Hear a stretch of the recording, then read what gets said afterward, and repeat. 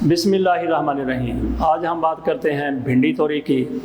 हमने यहाँ पे इस व्लॉग में भिंडी तोरी के कोई फ़वाइद नहीं बताने, कोई फ़ज़ाइल बयान नहीं करने, उसकी कोई ख़ुसूसियात नहीं बतानी। लेकिन आसफ़ अली ज़रदारी साहब भिंडी खोर हैं, भिंडियाँ खाते हैं।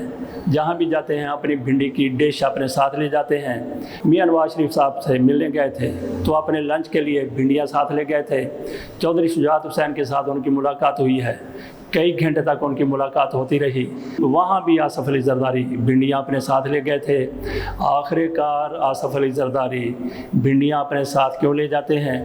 वो बड़े बड़े लोगों के मेहमान होते हैं, वहाँ भी भिंडियाँ पक सकती हैं, लेकिन आसफ़ अली ज़रदारी अपने घर की पकी हुई भिंडियाँ ही क्यों खाते हैं? इस पर हम एक तहकीक के साथ बात करेंगे कि आसफ़ अली ज़रदारी को अपने ही किचन से पकाई हुई भिंडियाँ क्यों पसंद हैं। इससे अगला सवाल ये है कि ये भिंडियाँ कहाँ से ख़रीदी जाती हैं, कहाँ से लाई जाती हैं। तो मैं समझता हूँ कि आसफ़ अली ज़रदारी साहब इस्लामाबाद में हों, लाहौर में हों, कराची में हों, नवाबशाह में हों, जिस भी शहर में हों, इनकी अपनी रिहाइशगाह वहाँ पे मौजूद है, तो वहाँ पे भिंडी उगाई जाती है। आसफ़ अली ज़रदारी साहब अपनी उगाई हुई भिंडियाँ खाते हैं, अपनी पकाई हुई भिंडियाँ खाते हैं। इसमें आखिरकार राज क्या है? उस राज से हम पर्दा उठाते हैं इस वाक़े की सूरत में जो आपके सामने हम बयान कर रहे हैं। गांव में एक शख्स बीमार हो जाता है, उसके घर वाले उसका इलाज कराने की हर मुमकिन कोशिश करते हैं, लेकिन कोई अफाका नहीं होता। फिर वो कस्बे से शहर चले जाते हैं। शहर में बड़े हकीम साहब होते हैं। हकीम साहब मरीज़ को देखते हैं और कहते हैं कि मैं दवा लिख देता हूँ, दवा दे देता हूँ, अल्लाह ताला शिफा देगा। इसके साथ ही मरीज़ को लेकर वो लोग वहाँ से चल पड़ते हैं। उनमें से एक को हकीम साहब कहते हैं कि आप ज़रा रुक जाएं। वो बंदा रुक जाता है। हकीम साहब उसे कहते हैं कि आपके मरीज़ के बचने का कोई चांस नहीं है, आप अल्लाह से दुआ करें और इनकी खिदमत करें। उसके बाद वो शख्स भी वहाँ से चला जाता है। वो लोग चरपाई उठाते हैं, शहर से अपने गाँव की तरफ रवाना हो जाते हैं। रास्ते में एक गन्ने के खेत को देखकर मरीज़ कहता है कि मेरा दिल गन्ने के लिए कर रहा है। तो उस शख्स की तरफ से जिसे हकीम ने कहा था कि दुआ करें और इनकी खिदमत करें, इनके बचने का कोई इम्कान नहीं है, वो चरपाई नीचे उतरवाने की हदायत करता है। चरपाई नीचे रख दी जाती है। एक बंदा जाता है, गन्ना तोड़ कर ला के उसके सामने रख देता है।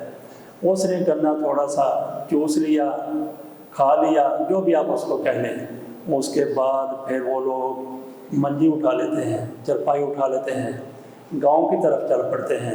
होता क्या है, पहले भी ये लोग इस शख्स की खिदमत करते थे, मज़ीद भी करने लगे, लेकिन हुआ क्या कि 2-3 दिन के बाद उसकी तबीयत संभलना शुरू हो जाती है और फिर चंद दिन के बाद उसकी तबीयत संभलते वो बिल्कुल आम बंदों की तरह जिस तरह पहले था बीमारी से, उसी तरह से तंदुरुस्त और तवाना हो जाता है।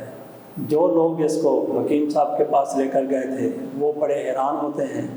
और फिर उनमें से वही बंदा जिसको हकीम साहब ने कहा था कि इनके बचने का इम्कान नहीं है, इसी शख्स को लेकर जो शदीद बीमार था हकीम साहब के पास पहुंच जाते हैं, उनको बताने के लिए, उनको दिखाने के लिए कि आपने तो ये कहा था, लेकिन अल्लाह ताला का करम हुआ है, हमारी दुआएं कबूल हो गई हैं, ये बंदा तंदुरुस्त और तवाना हो गया है। हकीम साहब उनकी तरफ देखते हैं और कहते हैं कि तुम लोगों ने इसको क्या खिलाया है, तुम लोगों ने इसको जो कुछ खिलाया है, मैं भी ऐसा कुछ इसको देना चाहता था। तो उसने पूछा कि आपने इसको खिलाया क्या है? उन्होंने कहा जी हमने कोई ख़ास चीज़ नहीं खिलाई, रास्ते में जाते हुए इसने गन्ना मांगा था, वो गन्ना तोड़कर हमने इसको दे दिया, कुछ इसने वहीं पे थोड़ा सा चूस लिया और कुछ घर ले गए, वो भी इसने चूस लिया। उसने कहा कि मुझे अपने साथ लेकर चलो, मुझे वो खेत दिखाओ, मुझे वो जगह दिखाओ जहाँ से गन्ना तोड़ा गया था। यकीनी तौर पर उसके नीचे सांप की बाकियात होंगी। इसका यही इलाज था कि इसको वो चीज़ खिलाई जाए जिसमें सांप के जीन्स सरायत कर चुके हों। यकीनी तौर पर गन्ने के नीचे ऐसा ही कुछ होगा। ये लोग हकीम साहब को उसी खेत में ले गए, उसी जगह पे ले गए जहाँ पे वो गन्ने लगे हुए थे। वहाँ से पौधा उखड़ा गया, नीचे सांप की बाकियात, उसकी हड्डियाँ पड़ी हुई थी। وہ گنا کھانے کے بعد مریض صحت یاب ہو گیا۔